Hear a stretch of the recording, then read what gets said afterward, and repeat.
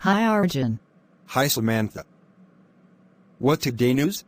In this section, talking about Bitcoins. Oh, much interested. What is a Bitcoin? How does Bitcoin make money? Is it safe to buy Bitcoins?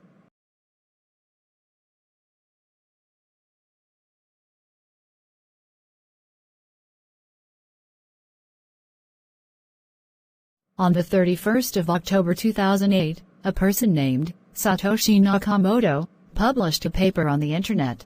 Satoshi's main motive was clearly evident for the first line of the paper.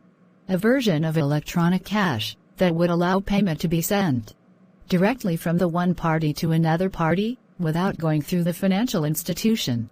Cryptocurrency is a digital asset over which central bank or financial institutions have no control or regulation. For instance, the US dollar is controlled by the Central Bank of US. The Indian rupee is controlled by the RBI. But there is no central bank or any main financial institution that control the Bitcoin/cryptocurrencies. Cryptocurrency was merely an idea in the mind of that person. But now, there is trading worth lakhs and crores on its crypto exchange. Just likes, shares and traded on the normal stock markets. The paper of Satoshi and the context of cryptocurrency, we will have to understand some concepts of our economic history. Our financial systems are based on trust. The currency notes and coins have value in the society because they are guaranteed by the government and the central bank. For example, a 100 rupees note, it reads, "I promise to pay the bearer a sum of 100 rupees. This is a promise made by the governor of central bank, that is, the Reserve Bank." There is his signature right below. This note hold on value without his promise/guarantee. This note will be reduced to an ordinary paper if it does not carry his signature. After the Second World War, America became the most powerful country in the world, and the rest of the countries had to align their currency with the US dollar. And what was the US dollar aligned with/guaranteed by? A reserve of gold. The actual value is that of gold or silver. But it is not practical to carry gold or silver carried to the pocket. The currency notes were printed for convenience. But US did away with this gold standard rule back in 1971. After that, the central banks of the rest of the countries could print their notes as per their wishes. But what do cryptocurrencies and Bitcoin have to do with this?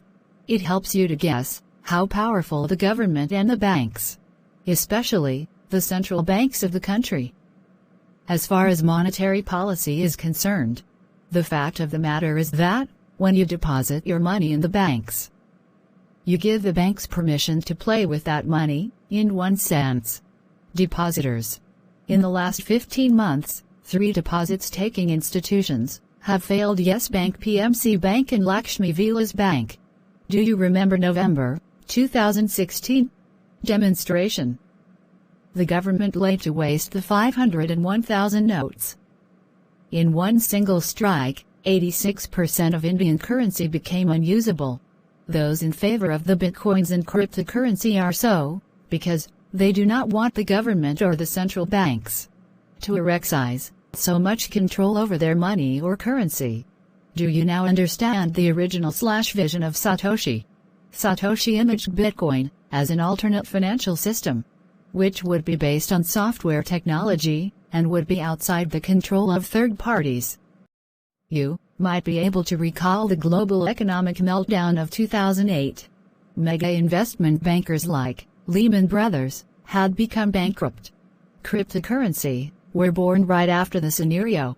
Bitcoin was the first to arrive, and then many other cryptocurrencies surfaced: Ethereum, Litecoin and Ripple.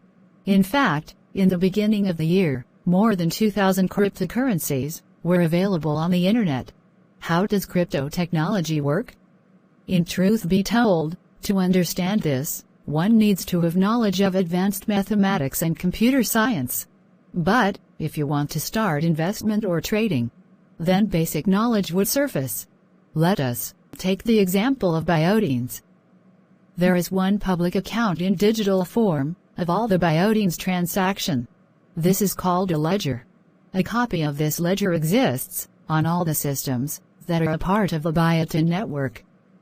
Those that run this system are called miners. The miners have to prove the computation work they do in order to get awarded the bitcoins in return. If all day's explanation went straight above your head like a bouncer, then do not worry. Because understanding the philosophy, vision and future of crypto technology is far more important than understanding the working of crypto technology. How to use cryptocurrency and bitcoins? It is extremely important to understand that as well. Because on one hand some people use Bitcoin as an investment, while on the other hand, some people use cryptocurrency as an alternate currency. A lot of people want to replace it with currency and use bitcoins in place of rupees and dollars. But the main use of cryptocurrency at present is like an investment. We invest money in cryptocurrency, hoping for a higher return in the future, and hence get more money in return. This then becomes a store of value. Just like gold. Just like we don't use gold in our daily transaction, but instead buy it and store it in the bank lockers like a guarantee to get more return in the future, because the price of gold keeps rising gradually. People do the same with bitcoins, and this is why bitcoins are also called digital of gold.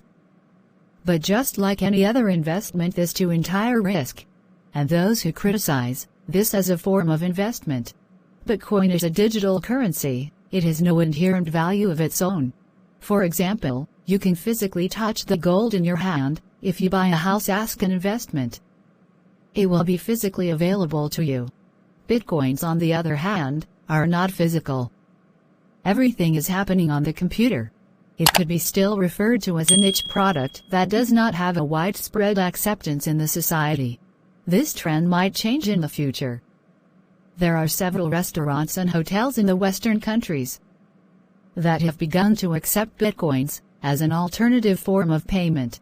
There is a technical challenge here that makes it difficult to use bitcoins as a medium of in daily transactions. The bitcoin transactions on the blockchains take time to get confirmed. One block process take around 10 minutes for the computer to calculate. So, you can understand that it is not practical to wait for 10 minutes for a transactions to get completed in daily life.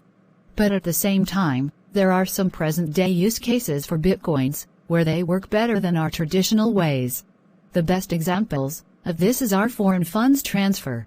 When you have to transfer money from one country to another, the banks deduct a lump sum in the name of foreign transfer fees.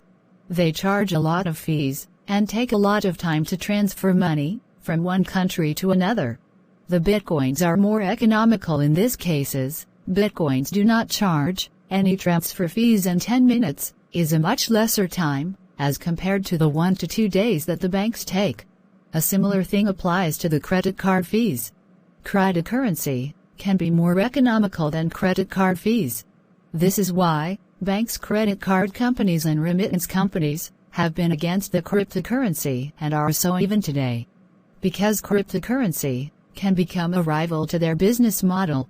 In the last few months, especially due to the COVID pandemic, situations have changed.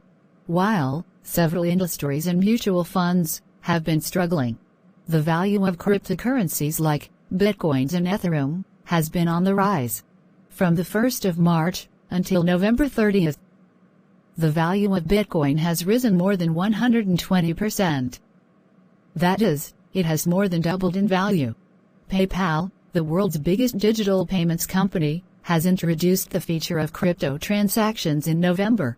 JP Morgan Bank used to be the biggest foe of Bitcoins when Bitcoin was on a bull run in 2017.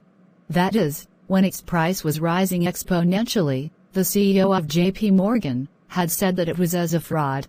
And now, just a few months ago, JP Morgan has opened corporate accounts for famous crypto exchange like Coinbase and Gemini Trust. So you can see how the doors that had been earlier been shut for cryptocurrency have now been opening up. and open-mindedness is being observed with regard to cryptocurrency in the general public and the financial industry. Talking about India, a change of attitude has been observed this year in India as well. In April 2018, the RBI had frozen out the crypto industry from the banking system. The RBI had instructed the banks a circular to desist from dealing in crypto-related platform or transaction. The mainstream media had claimed that RBI had placed a ban of cryptocurrency. But it was technically inaccurate to say so. Cryptocurrency had never been directly banned in India. RBI had merely blocked the banking access of the crypto ecosystems. The result of this was that the public could not deal in N, that is, in Indian rupees, on the crypto platforms. The banks treated the crypto platforms with lot of harshness. With the platform accounts frozen, they were not able to pay their employees or pay rent to their landlords. Why did the RBI do this?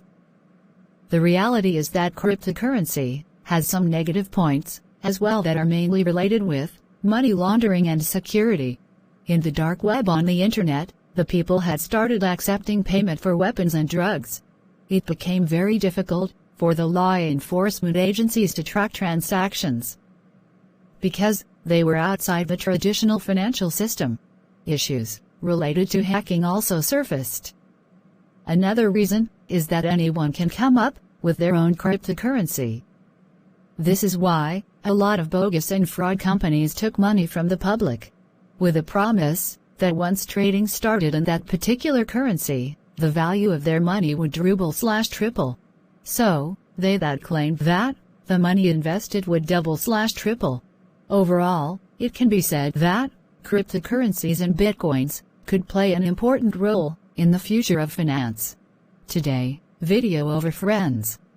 We will meet again in next video. Don't forget to subscribe, friends. Bye.